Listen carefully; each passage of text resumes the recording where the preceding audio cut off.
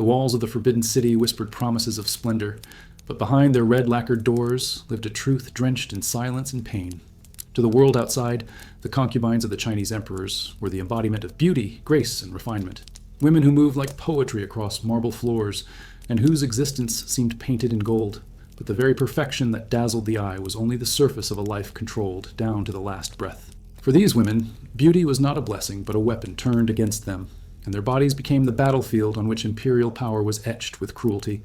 Every silk robe hid not only delicate skin, but scars of fear, both physical and invisible, carried in silence through generations. Don't let the YouTube algorithm treat me like a forgotten concubine.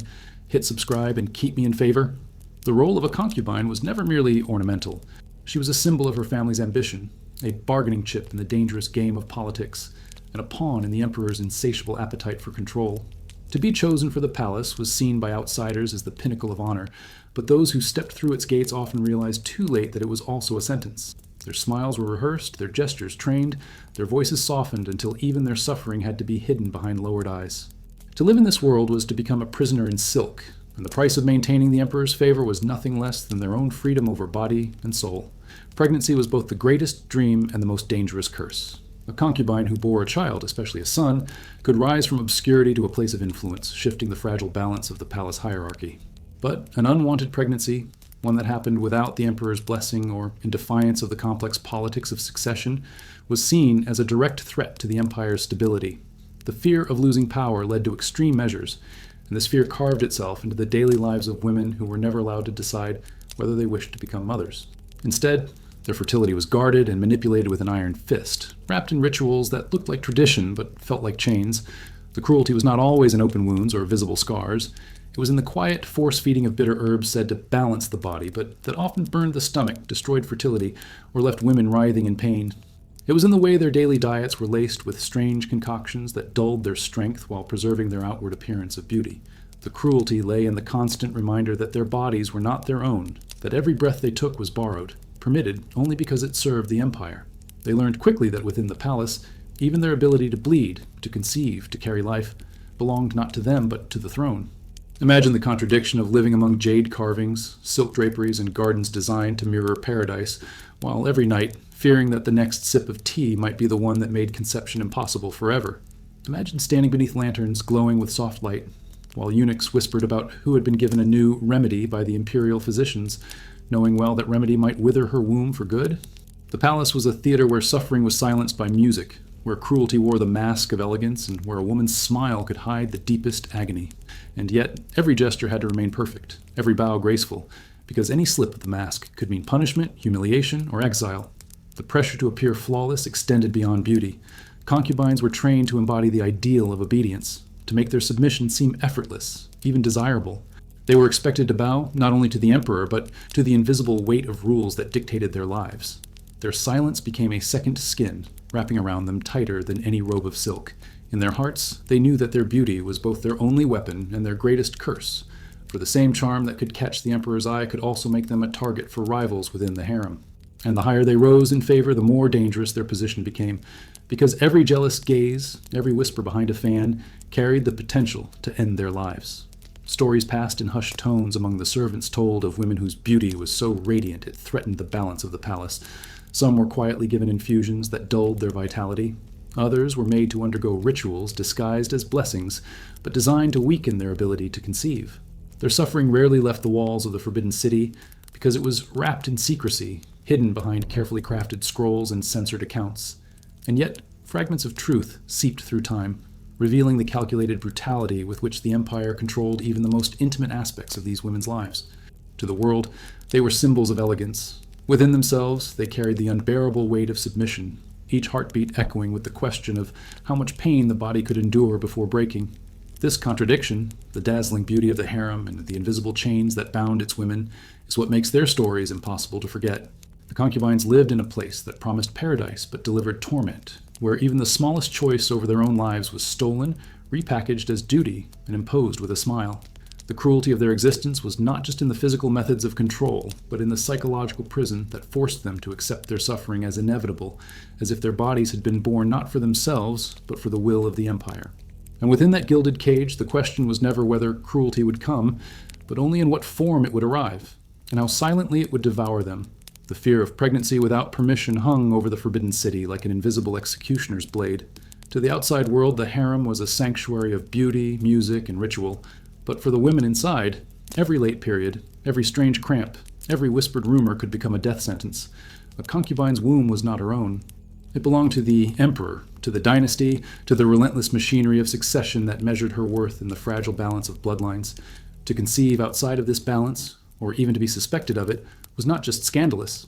It was treason against the throne, and treason in the palace rarely ended with forgiveness. It ended with silence, often sealed in blood. Pregnancy was a paradox. For some, it was the one path to power, the slim chance to elevate themselves from the shadows into the emperor's gaze. A concubine who bore a son might secure not only her survival, but her dominance within the palace hierarchy.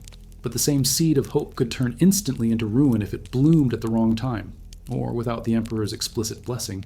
Imagine the weight of living under such scrutiny, knowing that your body could at once be your salvation and your undoing. Each month became a test of fate, and every symptom of life carried within it the taste of death. Historical whispers tell us of concubines who were accused of carrying pregnancies not sanctioned by the emperor.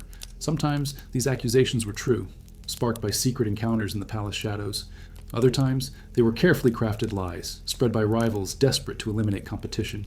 The punishment was merciless. A woman might be forced to drink a concoction that ended both her pregnancy and her ability to ever conceive again.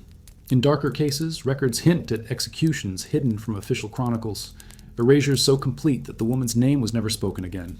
Her body became ash in palace furnaces. Her memory dissolved into silence, as if she had never existed at all.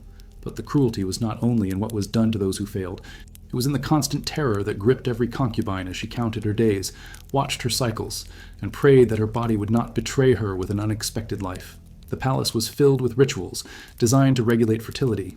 Women were subjected to inspections by imperial physicians who reported not to them, but to the court. They were told what to eat, what teas to drink, when to bathe, when to sleep. Privacy was impossible. Their most intimate functions became matters of state surveillance. Their bodies were treated like imperial gardens, pruned and poisoned to bloom only when ordered. The anxiety was relentless. Imagine a young woman of 16, chosen for her beauty, who barely understood her own body, suddenly trapped in a system where one misstep could cost her life. Each month, she awaited her bleeding not with relief that she was healthy, but with the dread of what it meant if it did not come. If her belly swelled without imperial sanction, she would be accused of betrayal. She would know that her fate was sealed before the first cries of the child could ever echo in the palace halls. To carry life in her womb without permission was to carry a death sentence in silence.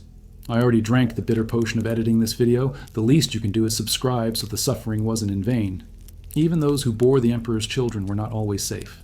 Politics within the harem were vicious, and a rival could accuse a favored concubine of deceit, spreading rumors that the child she carried was not of imperial blood. In such cases, suspicion alone could be fatal. Stories linger of infants strangled at birth, of concubines banished to lonely towers where they lived out their days in despair, stripped of silk and status, reduced to little more than ghosts haunting the corridors of forgotten palaces. The womb was supposed to hold the promise of the future, but here it was transformed into a weapon used against the very women who carried it. The fear extended beyond the women themselves. Their families, too, were at risk. A concubine whose pregnancy was deemed illegitimate could see her relatives stripped of their titles, their land confiscated, their lives ruined by association. This added another layer of suffocating control, because even if a concubine dared to dream of escape or secret love, the price would not be paid by her alone. Her parents, her brothers, her entire bloodline could be condemned because of her body's betrayal. In this way, the empire ensured obedience not just through the woman herself, but through the invisible chains of filial duty and guilt. The cruel irony was that in a palace obsessed with order and control, life itself was treated as the greatest threat.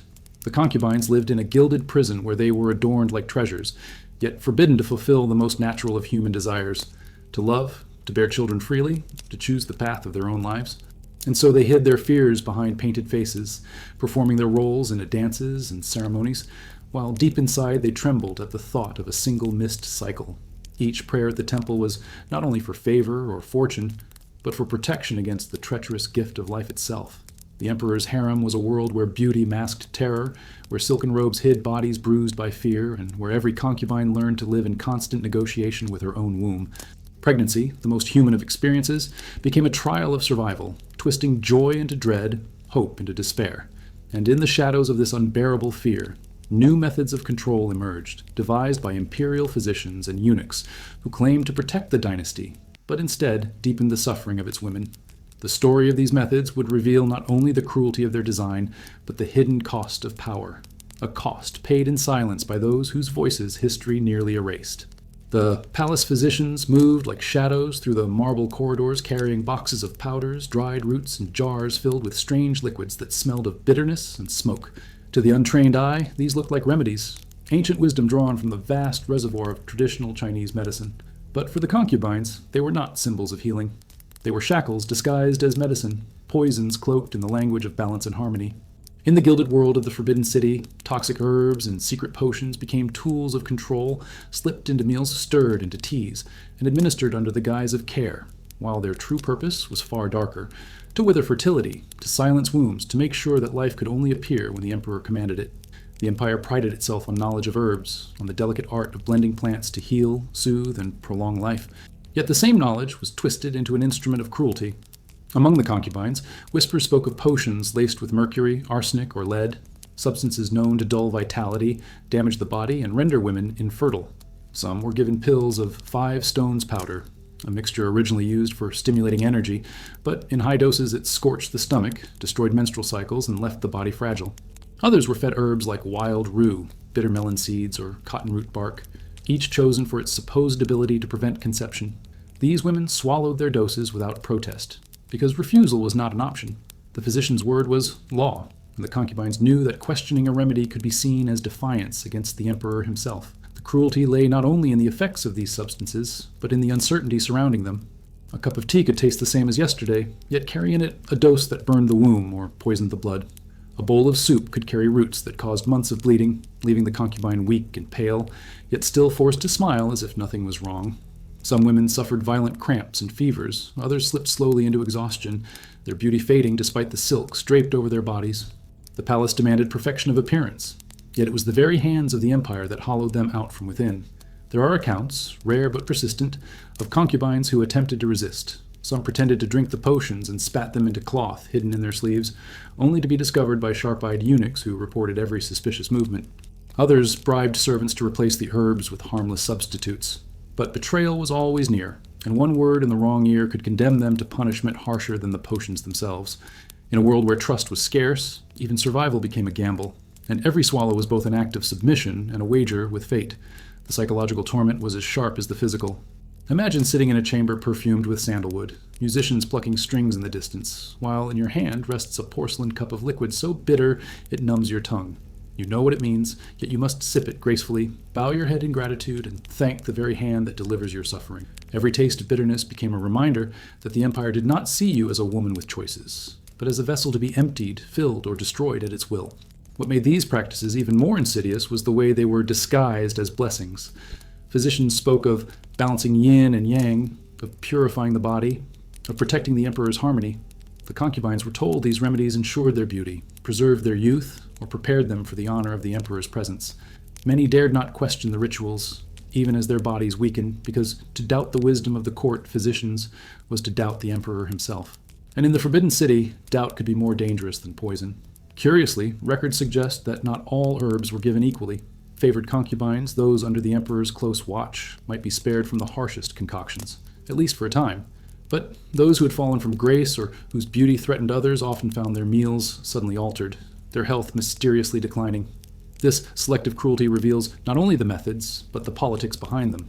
Potions were not simply about preventing pregnancies. They were weapons in the war of favor, instruments of rivalry wielded by eunuchs, physicians, and even other concubines to secure their position in the shifting sands of palace life. Beyond the palace walls, common women also used herbs for birth control, but they did so by choice, often guided by midwives or healers. The difference inside the Forbidden City was stark. Here, choice was absent. The same knowledge that in villages could give a woman a measure of control over her destiny was twisted into chains of obedience for those trapped in imperial service. The concubines became living experiments, their bodies tested with combinations, designed not for healing but for suppression. And yet, despite the secrecy, fragments of these practices have survived in dusty manuscripts and hushed folk tales. There are mentions of strange brews so bitter they blackened the teeth, of pills wrapped in gold leaf to mask their metallic taste, of powders dissolved in wine that dulled not only fertility but memory itself. Some stories even suggest that certain concubines, desperate to escape their fate, drank double doses of the very potions meant to weaken them, hoping that in their collapse they might find release from the suffocating grip of palace life. Whether these accounts are myth or truth, they reveal the desperation of women who lived with no control over their own existence. In the end, the use of toxic herbs and secret potions was more than a medical practice. It was a theater of control, a ritualized cruelty that transformed knowledge into weaponry. The concubines' bodies became fields where the empire tested its poisons, ensuring that life would only bloom under the strict gaze of the dragon throne. And when remedies and herbs were not enough to guarantee obedience, the palace turned to even darker measures, calling upon superstition and ritual to deepen its control, weaving fear into the very fabric of daily life. In the heart of the Forbidden City, where logic and politics dictated the lives of thousands, the unseen hand of superstition reached even deeper than the emperor's decree. Science and poison might weaken the concubines' bodies, but fear of the unseen, the curse, the charm, the whispered ritual, was just as powerful in ensuring their obedience. When the empire could not trust herbs alone to control fertility, it turned to symbols and rites, weaving a web of mystery that left women unsure whether they were victims of medicine, magic, or both. In such a world, fear itself became a form of contraception, a spell that silenced desire and turned the most intimate corners of life into sacred battlegrounds. Concubines wore amulets carved from jade, bone, or gold, each pressed against their skin like a promise of protection. But these trinkets were rarely gifts of comfort. More often, they were chains disguised as blessings. A concubine might be told that her amulet would guard her beauty, ward off evil spirits, or preserve her youth. Yet hidden within these claims was another message. The amulet's power could also ensure that her womb remained pure and untouched, until the emperor willed otherwise. For many, the idea of removing such charms was unthinkable, for disobedience was believed to invite misfortune, illness, or worse, supernatural punishment. In a palace where whispers spread faster than fire, even the suspicion that one had defied a ritual could destroy reputations overnight. The rituals themselves were elaborate performances, carefully orchestrated by court shamans, Taoist priests, and even Buddhist monks, all of whom held sway in the labyrinth of palace politics. Some ceremonies were conducted in the dead of night, with incense smoke curling through corridors and chants echoing against lacquered walls. Concubines would be summoned to kneel before altars, their heads pressed low as priests marked their foreheads with ash or sprinkled them with water infused with sacred herbs. These rites, cloaked in the language of purity and harmony, often came with dire warnings. Disobey, and your womb will rebel against you. Resist, and your body will be cursed with endless bleeding or eternal barrenness. Belief, fear, and submission blended into one. One legend speaks of a ritual involving a mirror polished to perfection. A concubine was forced to stare into her own reflection, while a priest chanted words meant to bind her fertility, sealing her body from conception until the emperor himself unlocked it with his touch. For the women, the mirror became not only a tool of ritual, but a haunting reminder that their very reflections were watched, controlled, and manipulated. Another account tells of talismans burned to ash and mixed into tea, consumed with the promise of blessing, but leaving women with stomach cramps and whispered curses that the child would never come. Whether these tales were literal or symbolic, they reveal the way belief was weaponized to strip concubines of agency. Even everyday practices were infused with superstition. Needles of acupuncture, so often used to heal, were twisted into tools of control, placed in specific points, said to regulate fertility or suppress desire. Some concubines were told that lying in a certain direction during sleep could prevent conception, while others were forbidden from stepping into certain gardens or touching specific statues, under threat that doing so would anger the spirits and curse their wombs. The line between ritual and paranoia blurred, until every movement carried the weight of invisible consequence. It is tempting to imagine these women as ignorant captives of belief, but the reality was more complex. Many concubines came from noble families and were educated in literature, philosophy, and even medicine, yet even they were not immune to the constant pressure of ritualized fear. To resist was to defy not just superstition, but the authority of the emperor who endorsed it. And when every rival concubine, every eunuch, and every servant reinforced the same beliefs, isolation made doubt dangerous. In such an environment, fear became more persuasive than reason, and submission became the only safe path. But not all rituals were imposed from above.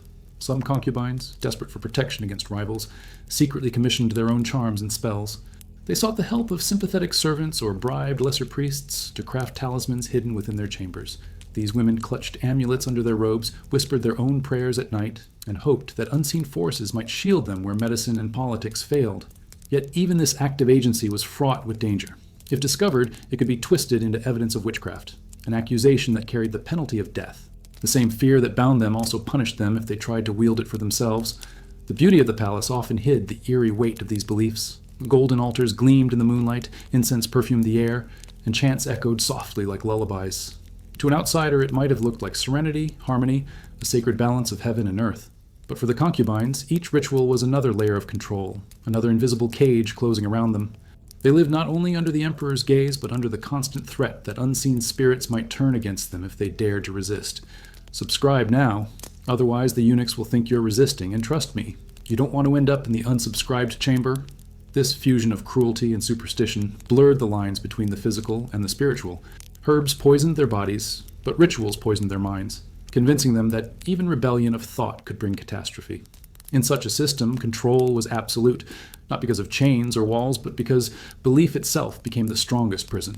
And when belief wavered, when herbs and charms no longer seemed enough to guarantee obedience, the palace would turn to something even darker, something that left scars no ritual could ever erase. They called them remedies, but to the women of the Forbidden City they were silent knives, carving away their strength, hollowing out their bodies while leaving their faces painted in perfect beauty. These were not poisons designed to kill quickly. They were slower, subtler, and infinitely more cruel. The palace physicians had perfected the art of what could be called invisible castration. Doses of powders, tinctures, and elixirs that worked from the inside, not only preventing conception, but destroying the body's very ability to create life. To the emperor and his court, this was order, security, the preservation of power. To the concubines, it was a slow unraveling, a theft of something so deeply human that they often did not realize it until it was too late. Among the most feared substances were heavy metals disguised in beautiful form. Mercury, often used in alchemical experiments to chase immortality, found its way into contraceptive mixtures. In small, repeated doses, it caused sterility, organ failure, trembling, and madness. Yet concubines were told they were drinking elixirs of purification that preserved their youth and kept them in harmony with the emperor's will. Lead, another hidden killer, was mixed into powders wrapped in silk paper, its sweet taste masking the devastation it wreaked upon the reproductive system. Over months and years, these substances corroded the body quietly, robbing women of vitality while leaving them trapped in appearances of elegance. The cruelty was in the design. The goal was not to kill, but to preserve. Preserve beauty, preserve obedience, preserve the illusion of paradise within the palace wall. A concubine weakened by these substances might appear graceful, delicate, almost ethereal, her pallor mistaken for refinement. But inside, her womb was scarred, her cycles broken, her strength drained. This was a system that punished not only rebellion, but biology itself, ensuring that no woman could control her destiny, that even her most intimate organs bowed to the empire's command. The accounts that survive speak of women who bled for months without stopping, who collapsed during ceremonies, who wasted away slowly with sunken eyes and trembling limbs. Eunuchs, tasked with enforcing the regimen, recorded such symptoms not as tragedies, but as proof that the remedies were working. A woman too weak to resist was a woman controlled. A woman too frail to conceive was a woman safe for the emperor's hierarchy. Behind every cup of tea, every shimmering pill, lay the intent to erase possibility itself. What made this cruelty even sharper was its disguise in the language of medicine. Physicians spoke of balancing energies, of aligning yin and yang, of protecting the emperor's cosmic order. Concubines were reassured that the bitterness in their mouths and the weakness in their bones were signs of cleansing, of their bodies being refined like jade. The rituals of administration, jade cups, golden spoons, scrolls of prescriptions written with delicate brushstrokes, hid the brutality behind a mask of sophistication. It was torture, made elegant, destruction dressed as care. Some concubines began to notice the patterns, and they whispered to one another about how certain women, once vibrant, lost their vitality after taking the emperor's favored elixirs. They noticed how rivals conveniently weakened after falling from favor. Rumors spread of concubines who had begged to stop taking their remedies, only to disappear the next morning, their names stricken from records. The fear of the substances was as powerful as their physical effects, for even suspicion could silence a woman's voice forever. The long-term devastation was not limited to fertility. These substances often attacked the mind. Mercury poisoning brought tremors, hallucinations, sudden fits of rage or despair. Lead dulled the senses, blurred the memory, and left women struggling to remember the poems and songs they had once recited flawlessly for the emperor. The irony was bitter. The very qualities that had secured their place in the harem, beauty, wit, charm, were eroded by the invisible prison hidden in their food and drink. Yet they had no choice but to endure, for to refuse was treason, and treason meant death. Imagine the terror of living in such uncertainty. A concubine could sit in a hall filled with laughter, her fellow women playing instruments and reciting poetry, while she felt her hands tremble uncontrollably. She could look into a polished bronze mirror and see not the vibrant girl who once entered the palace, but a pale, fragile shadow of herself, her body betraying her in ways she could neither control nor explain. And still, she was expected to smile, to kneel gracefully, to play her part in the grand theater of imperial life. The worst cruelty was that these effects were irreversible, and once the body was broken, it could not be mended. Once the wound was scarred, no ritual or prayer could restore it. Many concubines learned this truth too late, when they realized that even if fortune favored them with the emperor's affection, they would never again be able to conceive. The dream of motherhood, the one hope of rising above their silken chains, was stolen long before they even knew it had been threatened. They were trapped in eternal submission, their destinies sealed by powders and potions they never asked for. This invisible castration reveals not only the desperation of the empire to maintain control, but also the depths of its fear. The dynasty feared chaos, feared illegitimate heirs, feared the uncontrolled power of women's bodies. And so it built a system where the womb became the empire's possession, where life was managed like currency, and where cruelty left no visible scars, but echoed across every heartbeat of the women who endured it. Yet when substances and poisons still left cracks in control, when women whispered, resisted, or sought ways around their fate, the empire relied on another kind of enforcer. If potions broke their bodies, it was the eunuchs and caretakers who broke their spirits, watching their every step, ensuring obedience with eyes sharper than blades. And in their presence, the concubines would discover that even silence could be punished, and even loyalty could be twisted into betrayal. They were not the ones dressed in silk, nor the ones painted with rouge and adorned with jewels, yet their presence shaped every breath the concubines took. The eunuchs and the wet nurses, the caretakers of the Forbidden City, moved quietly through the palaces like shadows made flesh, their eyes sharper than blades, their loyalty bent not to the women they tended, but to the emperor who owned them all. To understand the cruelty of life as a concubine is to understand the role of these figures, for they were both guardians and wardens, servants and spies, the hands that fed and bathed the women, and the same hands that reported their secrets to those in power. The eunuchs in particular were everywhere. Castrated as boys, they were cut off from the world of men, yet given access to the innermost chambers of the empire. Their loss of manhood was twisted into a weapon of control, making them the only males allowed within the harem. On the surface, they were harmless. Voices high, bodies slight, stripped of the ability to produce heirs. But this very condition gave them immense authority. They knew the daily routines of the concubines better than anyone.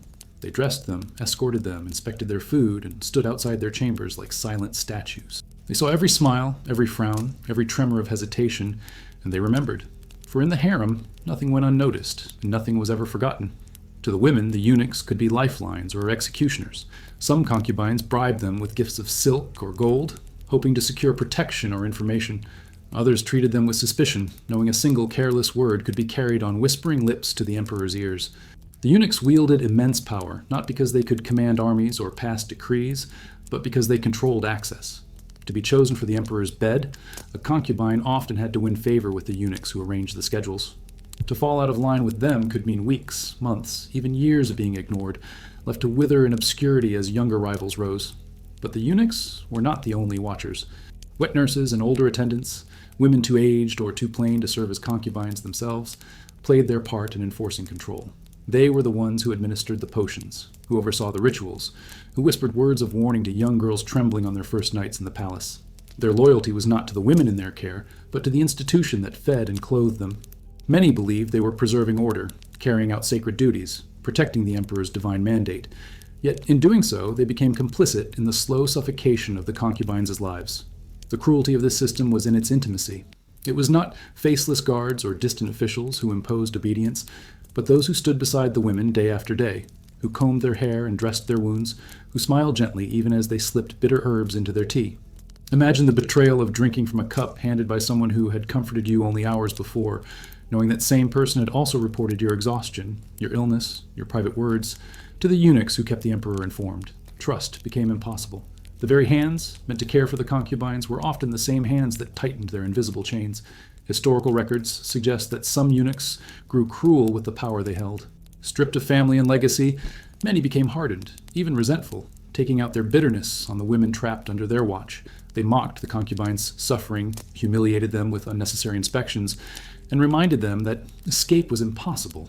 Others became entangled in palace intrigues, choosing sides between rival concubines, feeding poison not only into their cups, but into the web of gossip that decided who would rise and who would fall. Their voices, though high and frail, could destroy reputations as effectively as any blade. Yet not all were heartless. Some eunuchs, themselves, victims of a system that had mutilated them as children, sympathized with the women and tried, in quiet ways, to shield them. They might slip false reports into the records, turn a blind eye to small rebellions, or deliver warnings of plots brewing behind the curtains. These rare moments of compassion gave concubines fleeting hope, but they came with danger. To show kindness was to risk exposure, and for a eunuch, betrayal of imperial trust often ended in torture and death. In the Forbidden City, even mercy carried a price too steep for most to pay. The wet nurses, too, carried their contradictions. Some treated the concubines like daughters, offering comfort in whispers and songs. Others saw them as rivals for favor, bitterly resenting the beauty and youth they had lost. But whether sympathetic or cruel, their roles bound them to the same duty, to enforce the emperor's control. They became the deliverers of bitter medicine, the keepers of secrets, the midwives who sometimes smothered newborns before their first cry could pierce the palace air. For them, obedience to the throne outweighed all else, even the sanctity of life. Imagine the suffocating atmosphere this created. Concubines could not trust the emperor, for he was too distant. They could not trust one another, for rivalry poisoned every smile. And they could not trust the very people who touched their skin and fed their bodies each day, for those same people were the emperor's eyes and ears. Isolation became total. The concubine's world shrank until even her own body felt like an enemy, watched and reported upon by caretakers who never left her side. This surveillance was itself a form of torture. To live under constant observation, to have no private thought, no hidden gesture, no secret prayer, stripped the concubines of their humanity. It taught them that they belonged not to themselves, but to the empire. And when caretakers and eunuchs were not enough to control the women, when watchfulness and whispers still left room for rebellion, the palace turned to instruments more brutal, physical devices of cruelty designed to make resistance not only impossible, but unbearably painful. In the palaces of the Forbidden City, beauty was guarded as fiercely as borders, and desire was treated as a threat to the stability of the dynasty. When poisons, potions, and rituals were not enough to ensure obedience, the empire turned to something even more terrifying. Physical instruments designed to restrain, control, and punish the bodies of the concubines. These were not chains rattling in dungeons or iron bars clanging shut. They were subtler, crafted to blend with the elegance of the court, yet their cruelty was sharper than any visible weapon. To the concubines who endured them, these devices were a constant reminder that their bodies did not belong to them, but to the emperor and the state. Among the most whispered about were chastity devices, crude contraptions said to be crafted of bronze or leather, fitted to prevent any form of intimacy outside the emperor's control. Whether these were used frequently or only as threats remains debated, but the fear of them alone was enough to spread silence through the harem. Imagine a concubine, dressed in embroidered silk, forced to endure the knowledge that beneath her robes lay a device meant to humiliate and deny her the most basic sense of bodily freedom. These instruments may not have been common, but the very idea of their existence kept obedience alive, like a knife pressed gently against the skin, felt constantly, cutting without drawing blood. Other restraints were less obvious, hidden in everyday routines. Concubines suspected of defiance could be confined in small chambers with lattice screens, where movement was restricted to a few paces, and even sleep became a form of torture on narrow wooden beds. Some were made to wear belts or bindings around the waist, claiming to support posture, but designed to compress the abdomen, disrupt cycles, and discourage any possibility of carrying a pregnancy. These tools blurred the line between elegance and cruelty, appearing as garments or accessories while functioning as silent cages. One particularly cruel method was the forced use of restrictive corsets or girdles woven with metal filaments. Unlike the decorative sashes worn in court ceremonies, these devices pressed into the flesh, leaving marks and bruises that concubines hid beneath layers of silk. To outsiders, they seemed regal, an ornament of status. But to the women who wore them, they were instruments of suffocation, limiting their breath, distorting their natural form, and eroding their health over time. Their beauty was preserved for the emperor's eye, even as their bodies ached in private agony. And then there were the instruments of punishment.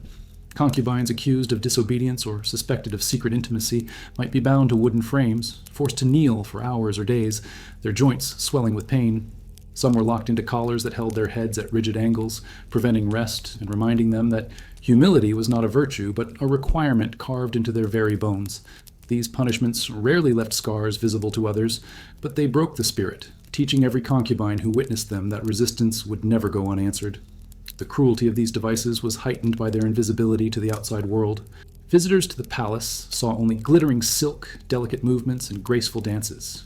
They had no idea that under those robes lay bruises from bindings, or that a woman's smile hid the soreness of being forced into positions of pain. The Forbidden City was a theater, and instruments of physical containment were props hidden behind the curtains, shaping the performance while never appearing on stage. Stories passed down through servants and eunuchs spoke of women who tried to rebel against such measures. One tale tells of a concubine who broke the lock of her chastity device and attempted to flee, only to be dragged back and paraded before the harem in humiliation, the broken device displayed as evidence of betrayal. Another tells of a young woman who secretly loosened her binding belts, only to be caught and forced into harsher restraints that scarred her permanently. Whether exaggerated or not, these stories circulated with purpose. They instilled terror, ensuring that even those who never experienced the instruments directly lived under their shadow. What made these practices even more sinister was how they were justified. Palace officials claimed the restraints ensured discipline, protected the purity of the dynasty, or preserved the emperor's divine authority. Concubines were told they should wear them with pride, as symbols of their sacred duty. In this way, cruelty was reframed as honor, and the instruments became not only physical shackles, but psychological ones, convincing women that suffering was a natural part of serving the empire. The effects were devastating. Women weakened by bindings and punishments became more dependent on caretakers, more pliable to orders, less likely to resist. Their voices grew softer, their movements smaller, until even their rebellion became internal, hidden behind lowered eyes. Yet beneath the silence, bitterness festered. Each bruise, each sleepless night, each scar left by leather or bronze etched resentment into their souls. And when resentment found no outlet, it turned into something darker. Despair, isolation, the slow unraveling of hope itself. The palace was designed to appear as a paradise of order and harmony, but its instruments of control revealed a different truth. The concubines lived in constant contradiction, their bodies dressed as treasures but treated as property, their gestures graceful but born of pain. And when instruments of physical control still failed to ensure absolute obedience, the empire tightened its grip in another way, by striking at the very heart of human resilience, silencing their voices, forbidding their suffering from ever reaching the world beyond those crimson walls. Silence in the Forbidden City was not simply the absence of words. It was a weapon, sharpened and polished until it cut more deeply than any blade. For the concubines, silence was the first law of survival, taught to them from the moment they entered the red gates and surrendered their names to the empire. Their suffering could never be spoken aloud. Their fears could never be confessed, not even to the walls of their own chambers. Every word was a risk, every sigh a potential betrayal, for the palace was filled with ears that did not sleep and mouths that carried whispers like poisoned arrows. To speak of pain was to invite punishment, and to share secrets was to write one's own death sentence. This culture of silence was enforced by ritual and fear. Before a concubine was presented to the emperor, she swore oaths not only of loyalty, but of discretion.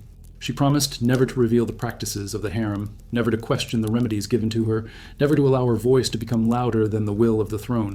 These vows were not symbolic. They were binding contracts backed by threats that hung over every woman like a sword suspended by a single thread. A careless remark, a whispered complaint overheard by a eunuch, could end in exile or execution. It was not uncommon for concubines to vanish overnight, their chambers emptied, their names erased from records as though they had never lived. Their silence was eternal, enforced not only by fear but by the deliberate erasure of their existence. The mechanisms of silence were everywhere. Eunuchs monitored conversations, pretending to serve while memorizing every word. Older attendants trained new concubines to lower their voices, to never speak without permission, to mask even their pain with a smile. Letters home were censored or dictated entirely by officials, ensuring no truth could escape beyond the palace walls. Even music and poetry, the refined arts that concubines were encouraged to practice, became instruments of control.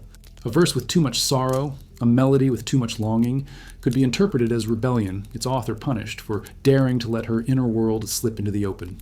Imagine the suffocation of such existence. A young woman, perhaps barely 15, forced to smile at banquets while her stomach burned with the poisons slipped into her meals. She longs to tell another concubine, to whisper her fear that her body is failing, but she knows that trust is impossible. That same confidant might be her rival, eager to report her weakness to climb higher in the emperor's favor. So she swallows not only the bitter herbs but her words until silence clogs her throat like a second poison. The result was a palace where thousands of women lived side by side. Yet each one was utterly alone, imprisoned not only by walls of stone, but by invisible chains of secrecy. There are fragments of stories, half hidden in chronicles, of concubines who broke this silence. One is said to have written a letter exposing the cruelties of the harem, only for the letter to be intercepted. She was never seen again. Another supposedly confided in a trusted servant, who betrayed her for a handful of silver. She was forced to drink poison under the guise of a ritual cleansing. These tales, whether entirely true or exaggerated by time, carried warnings for every concubine. Your words are not your own. Your pain must remain unseen. To speak is to vanish. The silence did not end with the women themselves. Even those who witnessed their suffering, attendants, guards, lesser servants, were bound to secrecy. Some were threatened with mutilation or execution if they spoke of what they saw. Others were bribed with small luxuries to keep their mouths shut. The result was a culture where atrocities could unfold in broad daylight, yet the world outside the palace would never hear of them. The Forbidden City earned its name not only because its gates were closed, but because its truths were buried alive. What makes this enforced silence even more chilling is how it became internalized. Over time, concubines stopped needing threats to hold their tongues. They learned to censor themselves, to silence even their own thoughts. Many wrote poetry in coded verses, hiding fragments of their despair between metaphors of flowers and moonlight. Others turned their pain inward, sinking into quiet madness. The harem produced women whose smiles were flawless, whose movements were graceful, but whose inner voices had been extinguished long before their bodies withered. Yet silence was not always passive. Some women learned to wield it as a weapon of their own. They mastered the art of speaking in riddles, of hiding meaning behind gestures and glances, of using silence itself to manipulate rivals. A bowed head could conceal defiance. A still tongue could conceal plots whispered in the dead of night. But such mastery was rare and dangerous. For most concubines, silence was not power but erasure, turning them into ghosts while they were still alive. This climate of forced quietude also served the emperor's power perfectly. So long as no one spoke, so long as no truth left the palace, the illusion of harmony remained intact. To the outside world, the emperor ruled a paradise of beauty and refinement. To the women trapped inside, the silence was suffocating, a constant reminder that their voices had been stolen, their stories sealed. And when silence alone could not preserve order, when fear of speaking was not enough to control the fragile balance of favor and rivalry, the palace hierarchy used division itself as a weapon, pitting concubines against one another so that their own voices became daggers turned inward. Favoritism in the Forbidden City was not simply a matter of affection. It was the axis on which life and death turned. For the concubines, the difference between being chosen and being ignored meant the difference between silk robes and rags, between whispers of influence and the silence of invisibility. The emperor's gaze was a divine light that could lift a woman from obscurity into unimaginable privilege, but the same gaze, once averted, could plunge her into an existence so desolate that it felt like burial while still alive. The harem was not equal ground. It was a battlefield of favor, where a chosen few were elevated to near goddesses, while the forgotten many withered away, suffocating in the shadows. The favorites were adorned not only with jewels, but with opportunities. They were invited to dine with the emperor, to attend private gatherings, to whisper into his ear when decisions of state loomed heavy. Their chambers were filled with perfumed silks, polished mirrors, and attendants eager to please. Eunuchs bent lower in their presence, and other concubines measured their every move with jealousy or fear. To be chosen was to live in constant illumination, basking in luxuries beyond imagination. But that light also burned. Every glance was scrutinized, every word recorded, and a single misstep could turn glory into ruin overnight. The higher the rise, the more precarious the fall. The forgotten concubines lived a very different fate.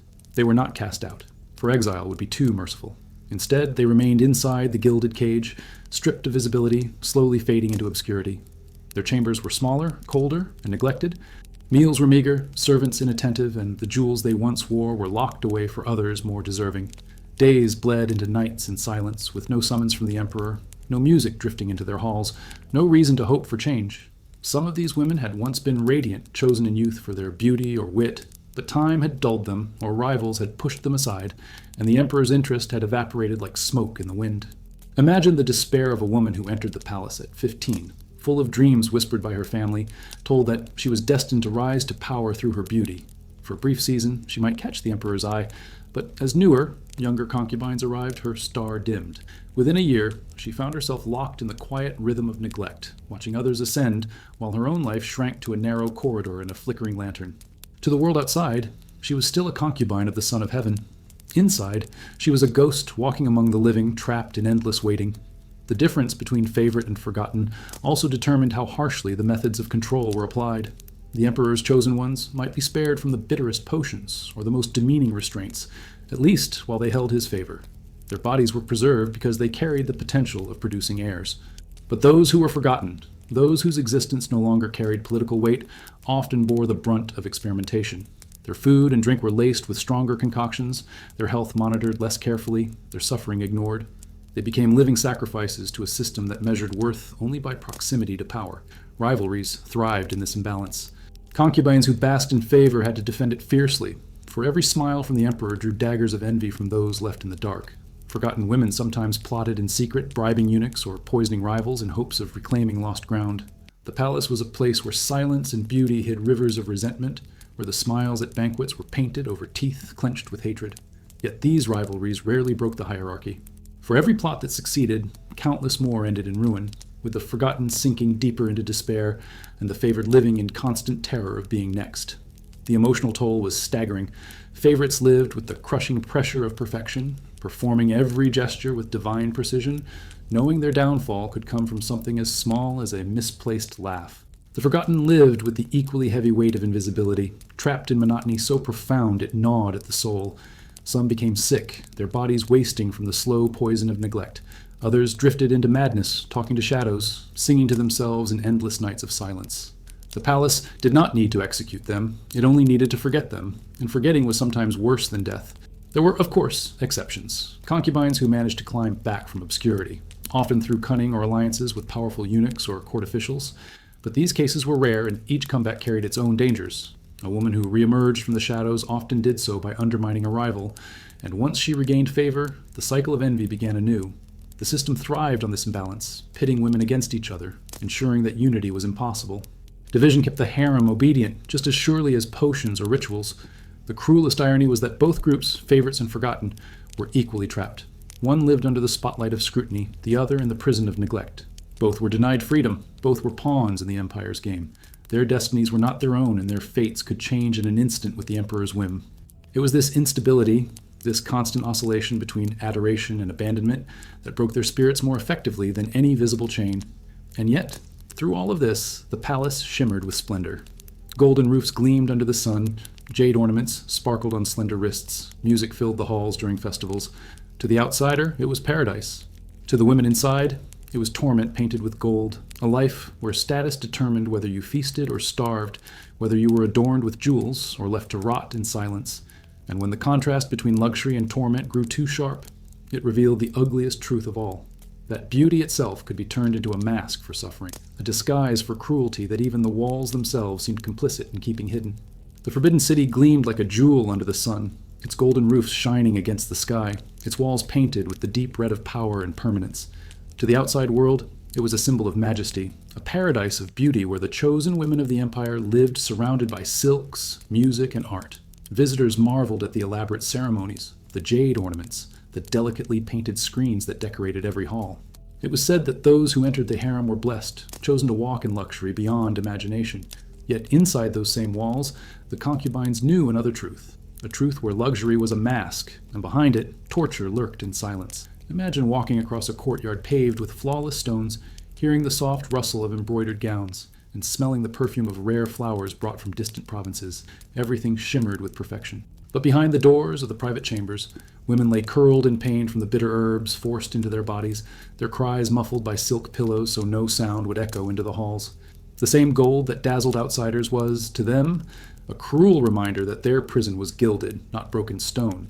It mocked them by wrapping their suffering in beauty, as if elegance itself could erase the torment carved into their flesh. Banquets were among the cruelest contrasts. Concubines sat at tables filled with dishes of rare delicacies, bird's nest soup, fragrant lychees, jade-colored dumplings, but many could not eat freely. Their food was often laced with potions, their appetites dulled by medicines meant to weaken and suppress. The music of flutes and zithers drifted through the hall, but beneath the table their hands trembled, their stomachs churned, their bodies rebelled against what was forced upon them. The spectacle was designed to show harmony, to prove to all who looked on that the emperor's world was perfect, yet harmony was an illusion, and the concubines performed their roles like actresses in a play staged at the cost of their own health. Even beauty itself was weaponized. The robes draped over their shoulders shimmered with gold thread, their hair adorned with pearls and jade combs. But many of those same women were suffering from fainting spells, from fevers, from bleeding that would not stop. They were expected to look radiant even as their bodies decayed inside. Cosmetics masked the pallor of illness, rouge hid the trembling lips, and jewels drew the eye away from the fatigue, etched deep into their faces. To outsiders, they appeared divine. To themselves, they felt like painted corpses, displayed as symbols of the emperor's power, rather than human beings with voices and souls. Luxury was also a tool of division. The emperor's favorites were showered with gifts, embroidered slippers, private gardens, chambers warmed in winter by braziers of sandalwood. Forgotten concubines, meanwhile, were left in cold rooms with little more than a blanket, yet still forced to appear in ceremonies wearing the same smiles as the adorned ones. This inequality deepened the sense of torture, for the women could see what they were denied. could taste in their imaginations the sweetness of luxuries that would never be theirs again. Every jewel they did not receive became a reminder of their invisibility. Every banquet invitation withheld a scar on their pride. The gardens themselves, lush with peonies, lotuses, and cherry blossoms, carried their own cruelty. Concubines walked through them in pairs, watched closely by eunuchs, their feet gliding over paths meant to evoke paradise. Yet for many, these gardens were cages. They were forbidden to wander freely, forbidden to leave the walls, forbidden to step into the world beyond. A cherry blossom petal falling into their hands might stir a memory of childhood freedom, of running barefoot across fields, only to be crushed by the realization that those days were gone forever. The beauty of the garden was exquisite, but it sharpened the pain of captivity, reminding them of the life outside that they would never touch again. Perhaps the most haunting image of this contrast is the chamber music. Soft melodies echoed through the halls at night, meant to soothe, to remind the emperor and his court of celestial harmony. But for the concubines, those sounds often blended with muffled sobs, with the quiet gasps of women enduring punishments or the faint rustle of attendants administering yet another bitter dose of herbs. The music became cruel in its gentleness. A lullaby played over the cries of suffering, an elegant veil draped over wounds. The palace did not stop the cruelty.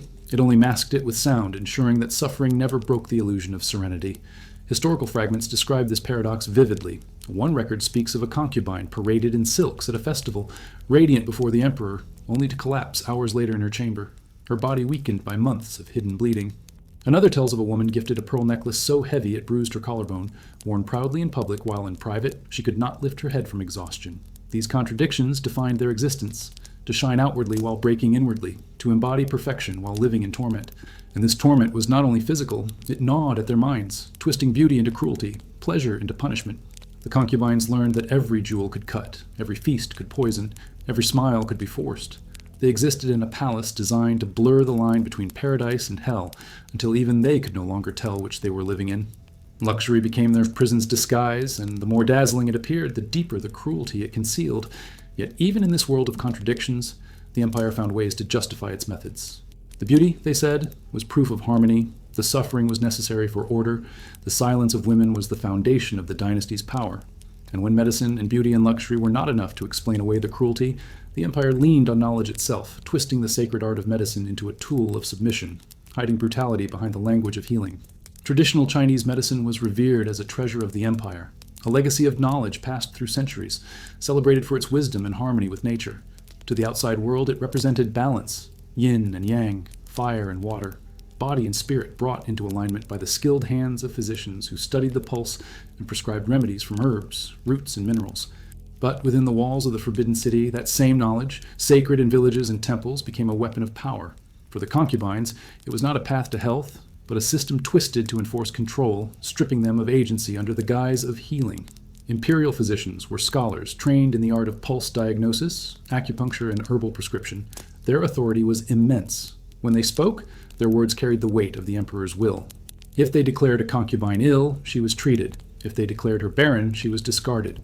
The women themselves had no voice in the matter. The physicians decided what entered their bodies, what treatments they received, and whether they lived or faded in obscurity. To refuse was unthinkable, for to defy a physician was to defy the emperor who commanded him. And so, the concubines submitted to remedies that weakened them, trusting or pretending to trust that the bitterness in their cups was meant for their good. Herbs were central to this regime. Plants with genuine medicinal properties, such as ginseng, angelica root, or licorice, were mixed with substances chosen not for healing but for suppression. Cottonroot bark, known for its abortifacient effects, appeared in tinctures.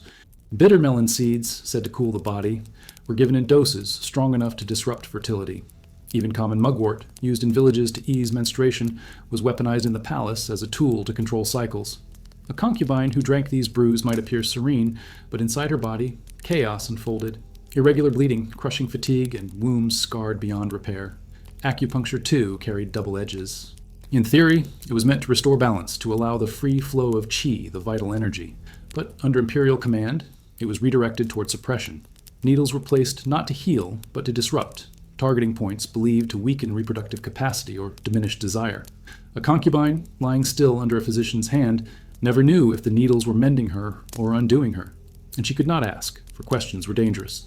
Her role was to submit, to endure the sting of silver needles piercing her flesh while incense burned beside her, the smoke disguising what was being taken from her body. Perhaps the most insidious element was how all of this was explained.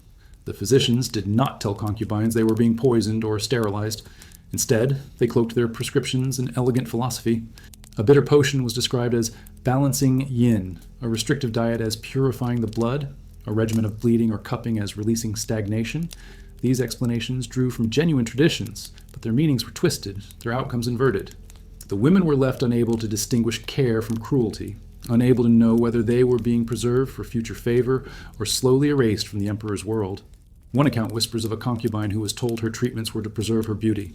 She dutifully drank every draught, every day, until her once luminous skin grew pale and her hair began to fall. By the time she realized the truth, her cycles had stopped and she knew she would never bear a child.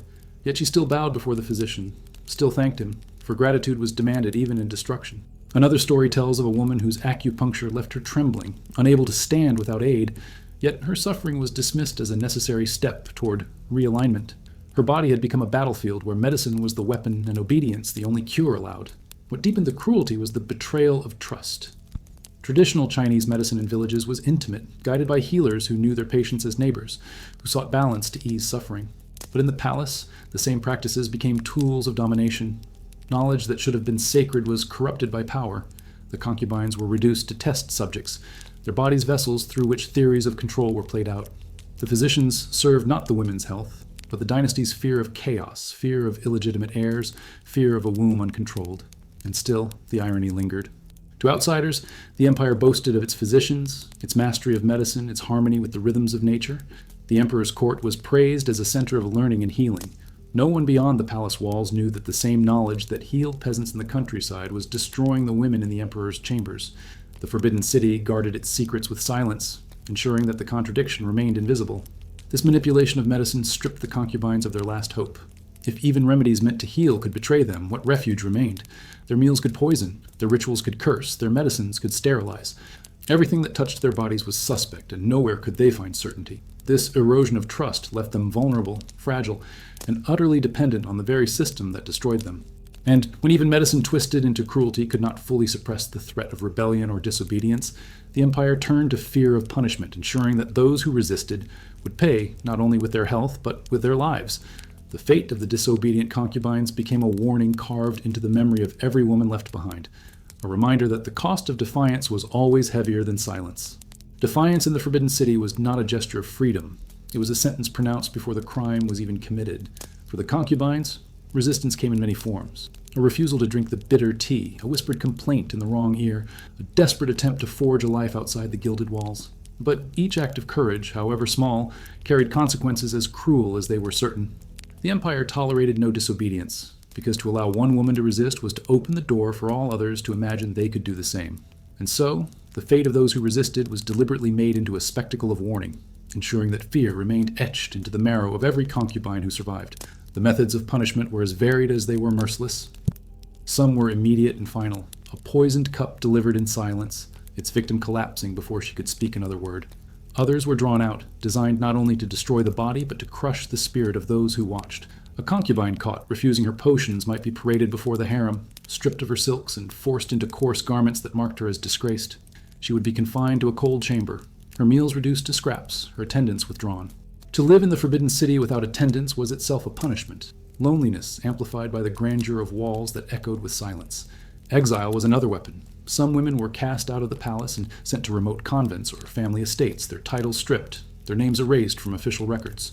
Though technically alive, they were dead in every way that mattered. To be erased from the chronicles was to lose immortality, to vanish not only from the palace, but from history itself. The irony was bitter. A woman might survive the punishments of the court, but she would not survive in memory. To be forgotten was to be annihilated in a culture where legacy was everything. There were darker fates still. Tales circulate of women sealed within small courtyards, allowed to walk only within the confines of 4 high walls, their existence hidden even from other concubines. Some were locked in towers where sunlight rarely reached, driven slowly into madness. Others were subjected to physical torment, kneeling for hours on rough stone until their knees split, or forced into wooden collars that prevented them from lying down to sleep. These punishments were not just cruelty, they were theater, designed so that others would see and learn the price of rebellion. The Forbidden City was as much a stage as a prison, and suffering was the script its women were forced to perform. What makes these punishments even more haunting is how little survives in official accounts.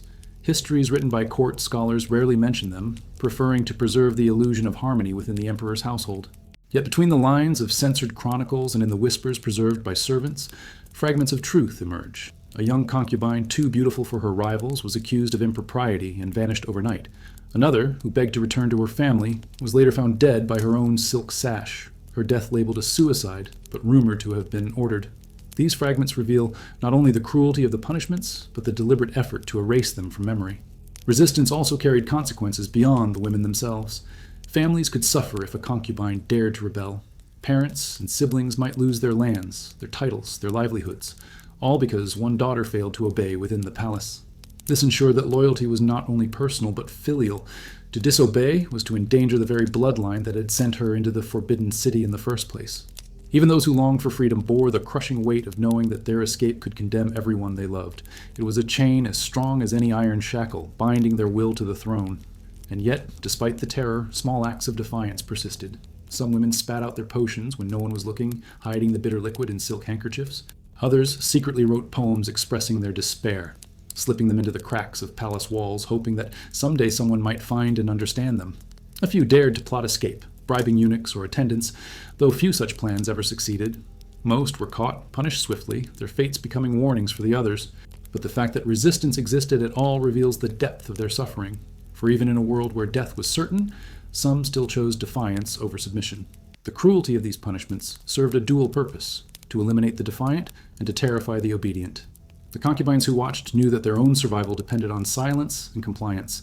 Yet they also carried the memory of the fallen, a memory that lived on in whispers, in glances exchanged when eunuchs were not watching, in the quiet songs sung under their breath. These fragments of resistance became part of the invisible history of the harem, a history written not in scrolls but in scars, in silences too heavy to be accidental. The destiny of those who resisted shows us how deeply the empire feared even the possibility of choice. A concubine's body, her words, her very breath, had to belong entirely to the emperor.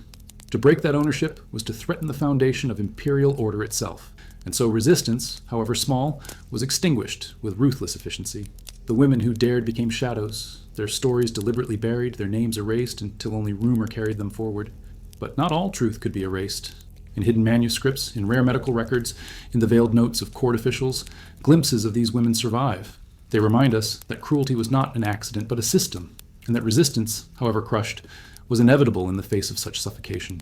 And when silence and punishment were not enough to bury the truth, fragments of testimony slipped into writings so dangerous they were forbidden, texts that still whisper of the horrors endured by women whose voices were stolen but never entirely destroyed. The Forbidden City was not only a palace of stone and gold, but also a palace of secrets, where truths too dangerous to speak aloud were hidden in ink and paper. Much of what we know about the cruel methods imposed on concubines comes not from the official records of dynastic historians, but from forbidden texts, fragments of medical manuals, private journals, and secret letters that somehow escaped the censors. These writings, delicate and fragile, became the graves where silenced voices were buried, waiting for centuries until someone dared to read them. They are not complete histories. They are echoes, whispers of a reality the empire worked tirelessly to erase. And it is in these forbidden words that the true cruelty of the harem reveals itself.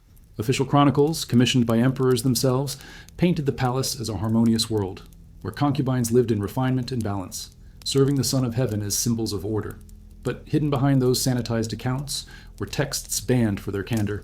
Physicians, bound by duty to record treatments, sometimes left notes about the devastating effects of potions given to concubines. They described cycles, interrupted, bleeding unending, bodies weakened beyond repair. These records were often buried deep within medical archives, never meant to be public, but preserved because knowledge, even dangerous knowledge, was difficult to erase entirely. To read them is to uncover a parallel history. The empire's glory mirrored against the suffering of the women it consumed. One of the most chilling examples comes from scattered commentaries in Qing-era medical compendiums. Some refer obliquely to stabilizing the palace by restricting fertility, a phrase that cloaks cruelty in clinical detachment. But between the lines, scholars detect formulas for concoctions with mercury, lead, and toxic herbs, substances known even then to cause infertility and madness. Another text, attributed to a disillusioned court official, describes women pale as jade and trembling as reeds after receiving their daily tonics. Though brief, such words expose the cost of practices that official histories praised as maintaining harmony. Forbidden texts were not limited to physicians. Some eunuchs who witnessed daily horrors kept private diaries. Most were destroyed when discovered, but a few survived, smuggled out by descendants or preserved in secret collections. These writings speak with a bitterness sharper than steel. They describe concubines crying quietly in the night, forced to kneel until their knees bled, or swallowing pills they knew would break their bodies. One eunuch wrote of a young woman who begged him to let her escape, promising him silver she could never deliver. He refused, but in his journal, he admitted that her eyes haunted him for years. Such testimonies, forbidden at the time, now provide rare glimpses into the unvarnished truth of palace life. Poetry also carried secrets. Concubines, forbidden from speaking openly, often embedded their pain in verses about flowers, moons, and rivers. On the surface, these poems seemed harmless, mere reflections of nature. But in context, they reveal hidden despair. A poem about a wilting lotus was more than a meditation on beauty. It was a lament for a womb deliberately withered. A verse about the moon disappearing behind clouds was not astronomy, but grief for a life silenced in the shadows. Many of these works were destroyed, branded as subversive. Yet a handful survived, copied into private anthologies or whispered by servants who remembered the words. These fragments show us that even when their voices were stolen, concubines found ways to inscribe their truth, however veiled. The forbidden nature of these texts was precisely what made them powerful. To write the truth in a world of silence was an act of rebellion. To preserve it was an act of courage. Those who hid these words knew the risk: execution, erasure, disgrace, but they did so anyway, perhaps hoping that one day someone would understand. It is because of them that we can now glimpse the dual reality of the palace, the glittering facade presented to the world, and the hidden torment endured by those who lived within. There's a story of a scholar who, centuries after these events, uncovered a manuscript containing records of contraceptive methods used on concubines. He copied it by hand, fearing the original would be confiscated, and circulated it quietly among trusted colleagues. The manuscript was later burned during a campaign to purify archives, but the copy survived in fragments, proving that truth has a way of slipping through even the tightest cages. These survival stories remind us that knowledge, once written, resists silence. It finds cracks, seeps through, and waits for the right moment to resurface. What makes these forbidden texts so haunting is their tone. They are not sweeping histories, but raw, specific accounts. They speak of individual women, unnamed, often faceless, but painfully real. A physician noting that the patient's cycle has ceased after repeated administrations. A eunuch writing, "She smiled as she drank, but I knew she did not wish to." A poem lamenting a garden where blossoms are torn before they bloom. Each fragment is a shard of broken glass, small but sharp enough to pierce through centuries of silence. And yet, even these texts cannot give us the full truth. They are partial, censored, sometimes deliberately vague. They hint at horrors greater than they can describe, leaving the rest to our imagination. In this way, they mirror the concubines' lives. Voices cut short, stories half told, truths left unfinished. But perhaps their incompleteness is part of their power. For in every missing line, every erased word, lies the echo of what was too dangerous to record, the shadow of suffering that even ink could not fully capture. The legacy of these forbidden writings is not only historical, but emotional. They remind us that behind the splendor of the Forbidden City was a world of cruelty so profound it had to be hidden. They show us that the empire built its image of harmony on the broken bodies and silenced voices of women who were never meant to be remembered. And yet, through these fragments, they are remembered. Their suffering, though erased from official scrolls, survives in whispers of ink, proving that truth can never be buried forever. But these hidden accounts do more than reveal the past. They invite us to compare. For while China's palace was unique, the manipulation of women's bodies was not. Across the world, in other empires and kingdoms, similar cruelties were imposed, often hidden behind their own veils of beauty and power. And so, to understand the concubines' suffering fully, we must place it against the backdrop of global history, asking whether the cruelty they endured was singular, or part of a much larger pattern of how empires treated the women trapped in their shadows. The suffering of the concubines in the Forbidden City may seem unparalleled, but when placed against the canvas of world history, we begin to see that empires across time and continents shared a dark obsession: the control of women's bodies as a way to guard dynasties, preserve power, and silence resistance. The Chinese palace system was unique in its refinement, cloaking cruelty beneath silks and rituals, but it was not alone. Other courts, in Rome, in the Ottoman Empire, in the kingdoms of India, and the harems of the Middle East, devised their own forms of bondage, each tailored to its culture yet echoing the same truth, that beauty and fertility were both blessings and threats, and that women bore the burden of being both revered and destroyed. In ancient Rome, the emperor's household was equally charged with politics and danger. Wives and concubines were monitored not with potions, but with strict laws that punished infidelity with exile or death. Augustus himself exiled his own daughter, Julia, for promiscuity, sending her into isolation, where she died broken and forgotten. Here, too, silence was enforced, and women's bodies were treated as vessels of legitimacy for the dynasty. Though Rome prided itself on law and order rather than ritual, the outcome was the same. A woman's womb was a matter of state, her fate tied not to her will, but to her usefulness in preserving the imperial line. Far to the west, the Ottoman harems mirrored the Chinese system in eerie ways. Behind the high walls of Topkapi Palace in Istanbul, hundreds of women lived under constant watch. Eunuchs patrolled their halls, just as in Beijing, while favorites vied for influence and the forgotten languished in obscurity. But here, cruelty often took the form of political intrigue turned lethal. The infamous law of fratricide meant that any son born to a concubine could someday be ordered killed by his own brother once he ascended the throne. For the women, this meant that the very children they risked their lives to bear could be strangled with a bowstring in the dead of night. Their suffering was not only their own, it extended to their offspring, twisting motherhood into a terror as great as infertility. In India, within the courts of the Mughal emperors, women in the zenana lived surrounded by splendor yet deprived of freedom. While less is recorded of enforced contraceptive practices, the strict seclusion itself was a form of control, denying women any life beyond the palace walls. Some accounts suggest that herbal concoctions, similar to those used in China, were employed to regulate fertility, while the politics of favoritism and rivalry ensured that women lived in constant fear of being cast aside. Even in the beauty of Mughal gardens, perfumed with roses and jasmine, the echo of this oppression lingers, reminding us that walls of marble can suffocate as effectively as chains of iron. The Middle East, too, held its own stories of control cloaked in faith and tradition. In some courts, women were veiled not only in public but in private life, stripped of individuality until they became interchangeable symbols of loyalty. While less ornate in method than China's potions or the Ottomans' deadly fratricide, the outcome was strikingly familiar. Women were kept silent, their fertility weaponized, their choices erased. Across empires, the methods varied, but the principle remained the same. Dynastic survival was always worth more than the freedom of the women who carried it. And yet, what makes the Chinese example stand out is its sophistication. Where Rome used exile, the Ottomans used execution, and the Mughals used confinement. The Forbidden City layered cruelty beneath the language of balance, medicine, and ritual. A concubine might drink mercury believing it was a tonic, submit to acupuncture thinking it preserved her beauty, or wear charms that she thought protected her when in truth they cursed her womb. This psychological manipulation, combined with the elegance of the palace itself, created a cruelty not just of body but of mind. To be tortured openly is to know one's fate. To be tortured under the guise of care is to doubt even one's own instincts. Curiously, even in European courts centuries later, echoes of these practices survived. In France, mistresses of kings lived in palaces of luxury but were discarded once their beauty faded, while women who threatened dynastic order were sent to convents, silenced behind stone walls. In Spain, suspicion of illegitimacy could ruin entire noble houses. Control was everywhere, even if the methods wore different masks. This universality tells us something profound.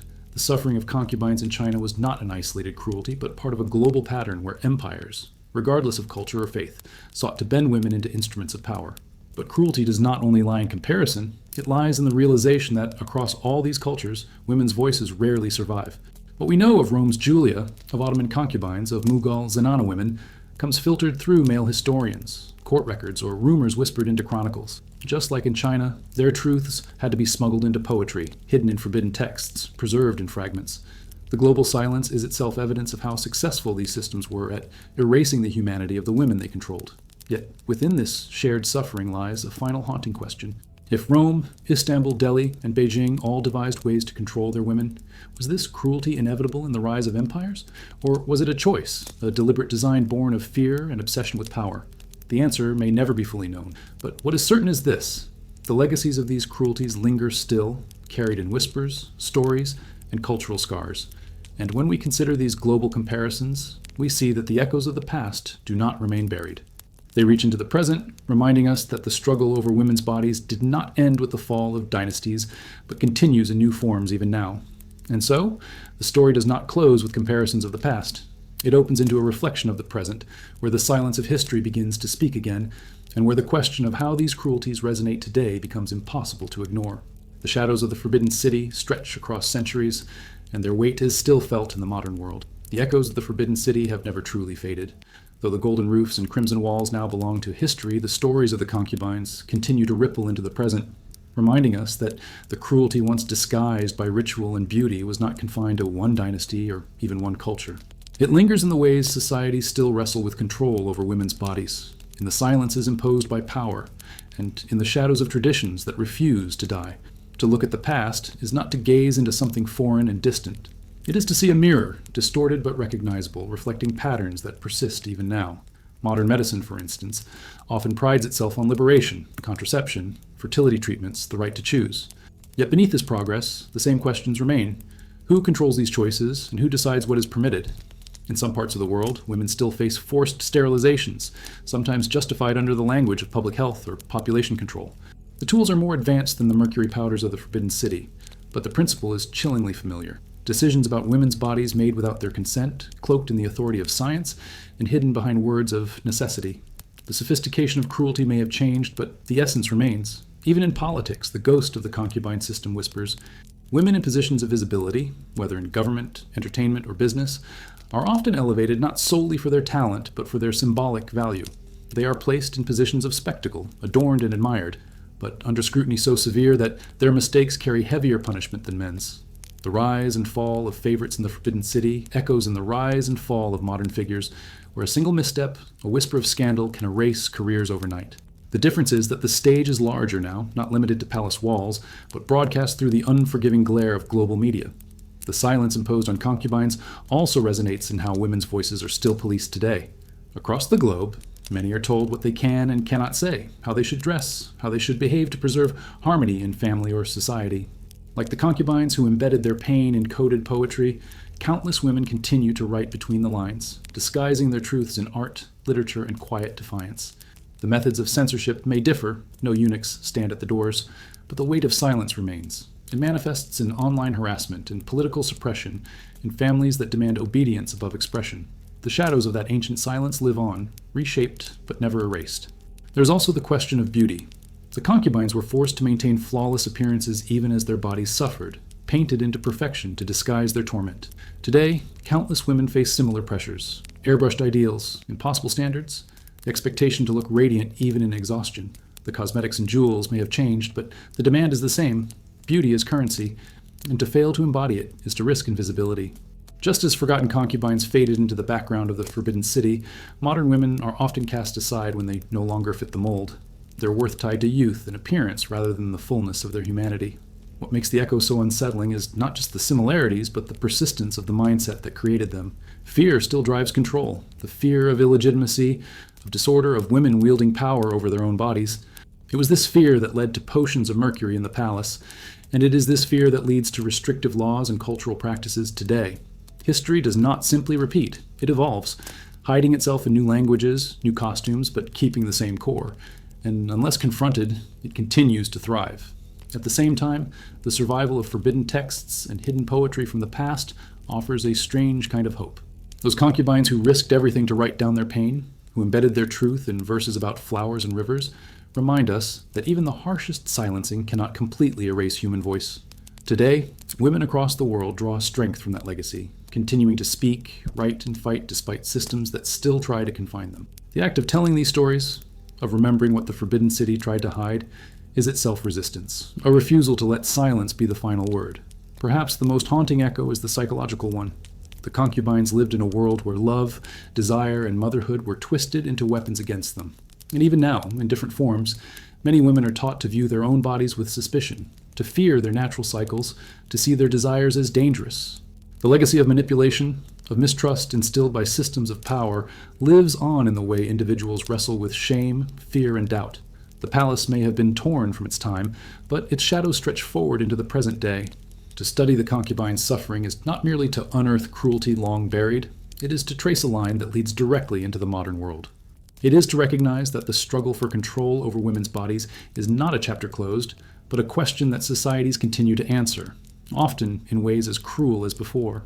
The Forbidden City may now be a museum, its halls walked by tourists who marvel at its beauty.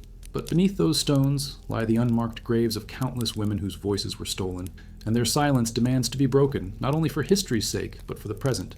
Because the final truth is this: the cruelty endured by the concubines was never only about them. It was about power, fear, and the human tendency to sacrifice the few for the illusion of order.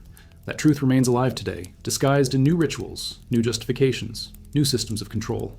To hear the echoes of the Forbidden City is to confront not only the past, but ourselves, to ask whether we have truly moved forward, or whether we are still repeating the same story, gilded in different gold, sung in different songs, but carrying the same unbearable silence.